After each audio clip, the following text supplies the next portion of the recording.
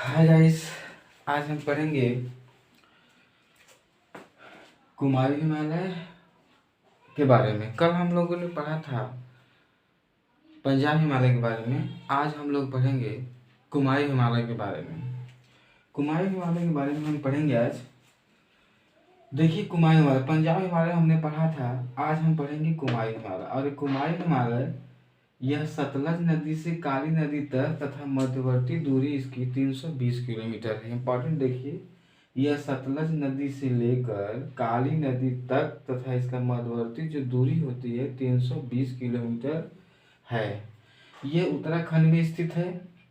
इसमें बद्रीनाथ, केदारनाथ, त्रिशूल, माना, गंगोत्री, यमुनोत्री, हेमकुंड साहिब, नंदा देवी, कामेत आदि स्थित है।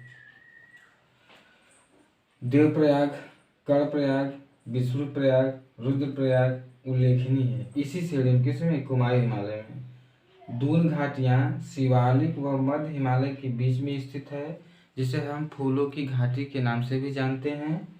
माना और नीति दर्रा इसी में स्थित है। तो अब हम देखेंगे कुमारी हिमालय के बारे में। हमने जान लिया कि कुमारी हिमालय यह उत्तराखंड में स्थित है। इसका जो सतलज नदी से काली नदी तक है, इसका विस्तार 320 किलोमीटर है। और इसमें देवप्रयाग, कर्णप्रयाग, विष्णुप्रयाग, रुद्रप्रयाग उल्लेखनीय है। और दून घाटियां मध्य हिमालय और शिवालिक के बीच में स्थित है। इसे हम फूलों की घाटी भी कहते हैं। इसमें बद्रीनाथ, केदारनाथ, त्रिशूल, माना, गंगोत्री, यमुनोत्री, नीति दर्रा इसी में स्थित है।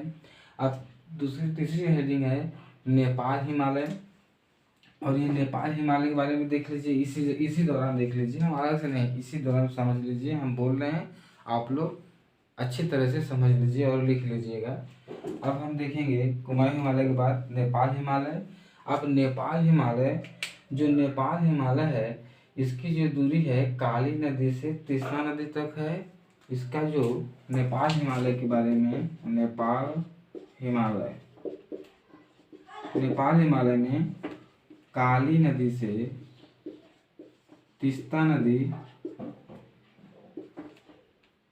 नदी तक, और यह 800 किलोमीटर तक फैला है। यह 800 किलोमीटर फैला है। और इसी नेपाल हिमालय में एवरेस्ट पर्वत, जो संसार की सबसे ऊंची चोटी कही जाती है, मकालू, कंचनजंगा, इसी श्रेणी के अंतर्गत आता है। उसके बाद असम हिमालय, चौथा पॉइंट, असम हिमालय। देखिए, असम हिमालय अरुणाचल प्रदेश से भूटान के बीच में पाया जाता है। और यह तीस्ता नदी से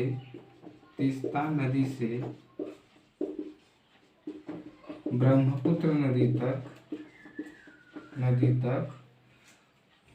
नदी तक, और इसकी जो दूरी होती है 720 किलोमीटर तक, 720 किलोमीटर तक फैली है। ये असम हिमालय होता है, 720 किलोमीटर तक फैली हुई है। और इसे हम पूर्वी हिमालय के नाम से भी जानते हैं। और इसके अंतर्गत नामचा, बर्मा, जेलेपला आदि पर्वत श्रेणियाँ इसी में स्थित होती है। बैलाडीला की श्रेणियाँ इसी में स्थित होती है। आई होप कि आप लोगों को समझ में आ गया होगा। हमने पंजाब हिमालय बताया, कुमारी हिमालय, उसके बाद नेपाल हिमालय और असम हिमालय, जो अभी हमने इसी के दौरान हमने नेपाल हिमालय को बताया। नेपाल हिमालय काली नदी से तीस्ता नदी तक 800 किलोमीटर तक फैली हुई है। और इसमें कंचनजंगा, एवरेस्ट, संसार की सबसे ऊंची चोटी पाई जाती है। एवरेस्ट, कंचनजंगा पाई जाता है, मकालू भी पाई जाती है इसी श्रेणी में। और इसका जो विस्तार होता है नेपाल हिमालय में होता है। फिर उसके बाद असम हिमालय तीस्ता नदी से ब्रह्मपुत्र नदी तक, इसका जो दूरी होती है वो 720 किलोमीटर होता है। इसे पूर्वी हिमालय के नाम से भी जानते हैं। और यह भूटान से लेकर अरुणाचल प्रदेश की पहाड़ियों तक स्थित होता है। और यही क्या है, सिडनी बुर्राड़ के द्वारा हिमालय प्रदेश के प्रादेशिक विभाजन इन्हीं आधारों पर सिडनी बुर्राड़ ने किया था। आई होप को आप लोगों को ये समझ में आ गया होगा। और आप लोग अच्छी तरह से इसको नोट्स बना लीजिएगा और मेरे एक कहे हुए शब्द का आप नोट्स बना लीजिएगा। मैं बार बार यही रिपीट करूँगा कि परीक्षा की दृष्टि से ये बहुत इम्पोर्टेंट टॉपिक चल रही है और आप लोग इसे आप लोग जरूर करिएगा। कल हम कुछ दर्रों के बारे में आएंगे। जो दर्रा हमेशा पूछा जाता है, हर एग्जामों में घुमा फिरा के उस दर्रे का नाम पूछा जाता है कि किस किस राज्य में कौन कौन से दर्रे आते हैं। ये चीज़ हम कल पढ़ाएंगे। आज के लिए बस इतना है। यदि आपको यह चैनल अच्छा लगे तो आप लाइक और सब्सक्राइब जरूर करिएगा और अपने दोस्तों को भी बता दीजिएगा ताकि उन लोगों को भी ये चीज़ें पता रहनी चाहिए कि कौन से दर्रे कहाँ होते हैं और इसके बारे में अच्छी तरह से पढ़ें। किताबों में क्या है, किताबों में सिर्फ लिखा रहेगा लेकिन समझाने वाला कोई है नहीं।